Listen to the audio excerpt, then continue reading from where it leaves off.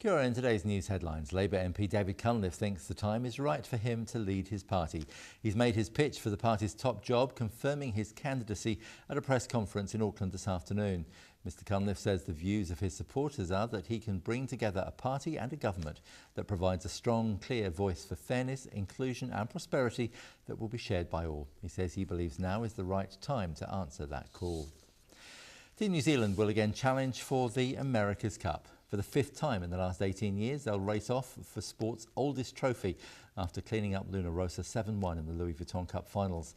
Despite the one-sided nature of the series, Team New Zealand skipper Dean Barker says their former training partners have tested them throughout. He says they've had an amazing relationship with them and they wouldn't be in the position they are without them. And Luna Rosa helmsman Chris Draper has heaped praise on the Kiwi syndicate. Draper says Team New Zealand's put an amazing package together. They came to San Francisco as the best and they've got even better. So America's Cup 34 will start next month. Police have ruled out burglary and believe the killing of a man and woman south of Auckland was not a random event. They believe Trevor Waite and Glenys Stanton were killed by someone known to one or both of them. They're still looking for the weapon involved and want to hear from anyone who's found, sold or lent a firearm to anyone in circumstances that could arouse suspicion. Mr Waite has two teenage daughters and a teenage son to a previous relationship. Ms Stanton has two daughters. Police stress neither of the victims were involved in any illegal activity, nor is there evidence of any illegal activity associated with the house in Ponga Road where the bodies were found. A 21-year-old man is in custody following an armed incident in Greymouth in which a firearm was presented at another person. Police were alerted to the incident in Alexander Street shortly before midday and the armed offender squad responded.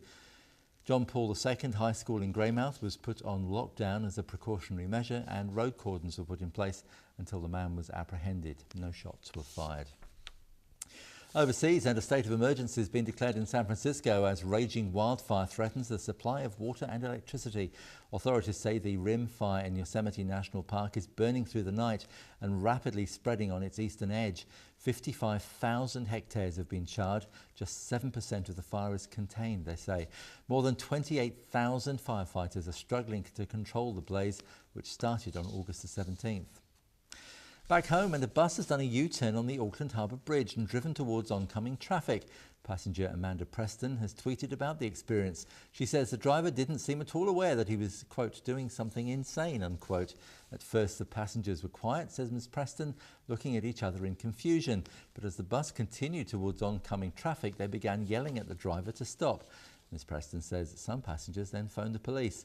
She says the bus was brought to a halt when a truck stopped in front of it, preventing the driver from carrying on in the wrong direction.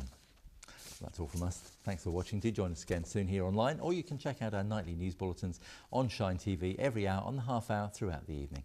From all of us for now, ka kite anō. Bye for now.